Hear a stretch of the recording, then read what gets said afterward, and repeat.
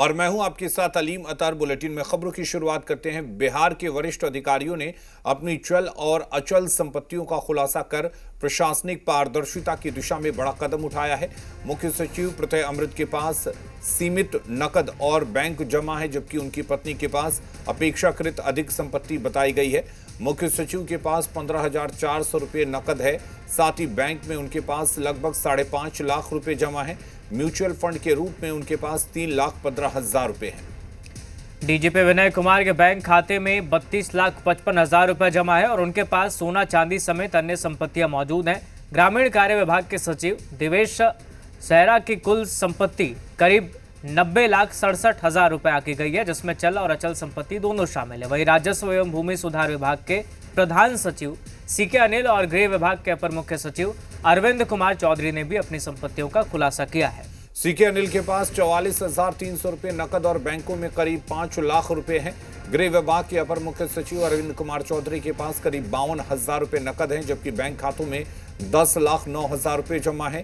वहीं राज्यपाल के प्रधान सचिव RL चोंगतू और मुख्यमंत्री सचिव अनुपम के पास भी बैंक जमा, निवेश और अन्य संपत्तियों की जानकारी सार्वजनिक की गई है।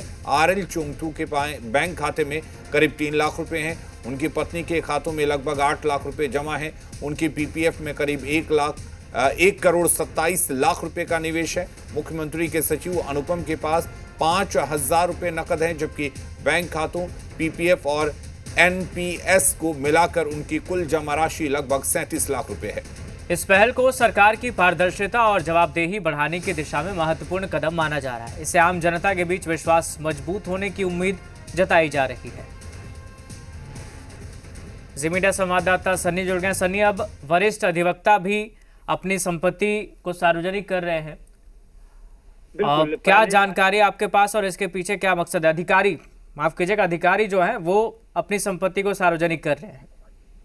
बिल्कुल, मुख्यमंत्री नीतीश कुमार ने एक परिपाटी शुरू की और जिसके जरिए बिहार सरकार के जितने भी मंत्री हैं, इसके अलावे बिहार में जितने अधिकारी हैं, उन सभी को साल के अंत में अपनी संपत्ति का ब्यौरा सरकार को देना पड़ता है, या कह सकते हैं कि उसे सार्वजनिक करना होता है, ताकि बिहार की जनता देख सके कि इनके पास कितनी संपत्ति है। राज्य सरकार की ओर से जनता और सरकार के बीच पारदर्शिता, अधिकारी और सरकार के बीच पारदर्शिता को लेकर भी एक महत्वपूर्ण कदम है।